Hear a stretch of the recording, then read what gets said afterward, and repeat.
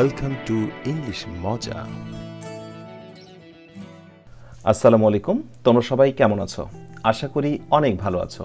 English মজার আজকের আয়োজনে তোমাদের সবাইকে অভিনন্দন। হাজির হয়ে গেলাম পার্টস অফ স্পিচ আইডেন্টিফিকেশনের আরও একটি নতুন ক্লাসে। এটি হচ্ছে রিয়েল প্র্যাকটিস 22।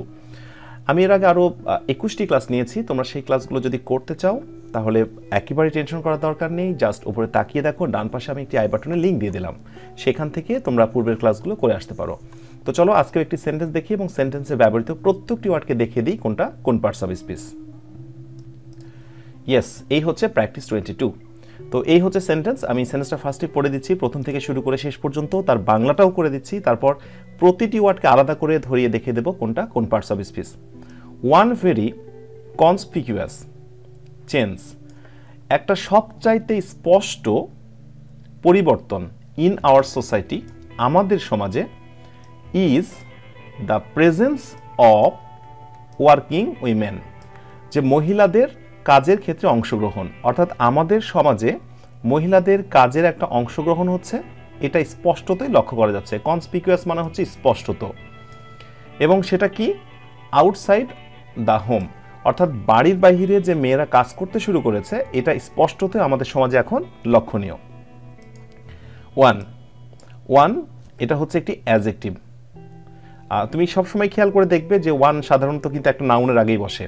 এখানে চেঞ্জ এই শব্দটা কিন্তু হচ্ছে নাউন, এই নাউনটাকে মডিফাই করছে। ওয়ান ভেরি, এখানে ভেরি শব্দটি হচ্ছে একটি অ্যাডভার্ব। কনসপিকিউয়াস শব্দটি একটি অ্যাডজেক্টিভ, স্পষ্টত। আমরা জানি অ্যাডভার্বের পর অ্যাডজেক্টিভ বসে। আর এখানে চেঞ্জ শব্দটি হচ্ছে নাউন। এখানে মজার বিষয় হচ্ছে চেঞ্জ কিন্তু একই সাথে ভার্বও হয় বা নাউন হয়। এইখানটায় পজিশনগত দিক থেকে এই চেঞ্জটা কিন্তু হচ্ছে নাউন। অন্য জায়গায় আমরা অনেক সময় দেখব চেঞ্জটা ভার্ব হিসেবে ব্যবহার হয়েছে, যেমন he has changed the society অথবা হি হ্যাজ বিন চেঞ্জড।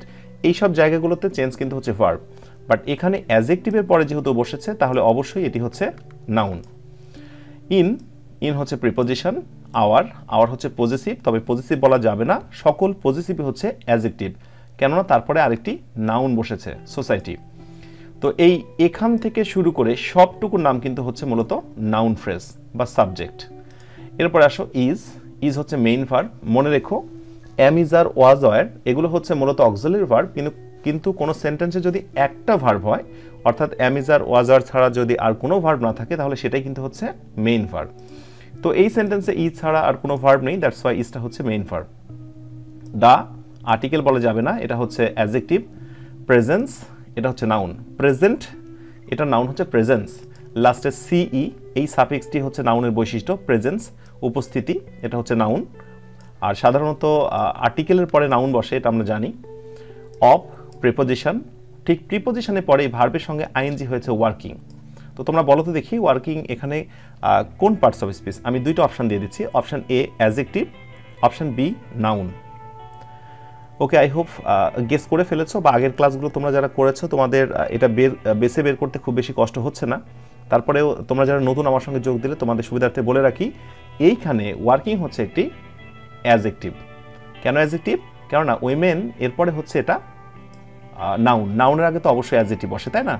তো সেদিক থেকে অ্যাডজেক্টিভ বলতে পারি। আর একটু যারা অ্যাডভান্স লার্নার রয়েছে তোমাদের সুবিধার্থে জানিয়ে রাখি, এটা হচ্ছে পার্টিসিপল। কোনো ভার্বের সঙ্গে যখন আইএনজি হয় তখন সেটা পার্টিসিপল হয়ে যায়। জেনান্ড হয়, কিন্তু এইখানে যেহেতু নাউনের আগে হয়েছে অতএব এটা পার্টিসিপল, আর পার্টিসিপল মানেই হচ্ছে অ্যাডজেক্টিভ।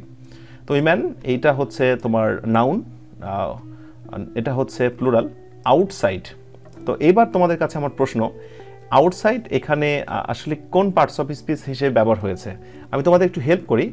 আউটসাইড বাহিরে, এই শব্দটা কিন্তু একই সাথে অ্যাডভার্ব হয় আবার প্রিপোজিশনও হয়। তো তোমরা আমাকে বলো দেখি, এরপরে রয়েছে দা হোম। তো যদি দা হোম এই শব্দটি নাউন বা নাউন ফ্রেজ হয়, তাহলে আগের এই আউটসাইড এটা কি প্রিপোজিশন হবে নাকি অ্যাডভার্ব হবে? আমি দুইটা অপশান দিয়ে দিচ্ছি, option A preposition, option B adverb. তোমরা একটু গেস করো। আর এখানে দা হচ্ছে একটি অ্যাডজেক্টিভ, আর হোম শব্দটি হচ্ছে নাউন, বাড়ি।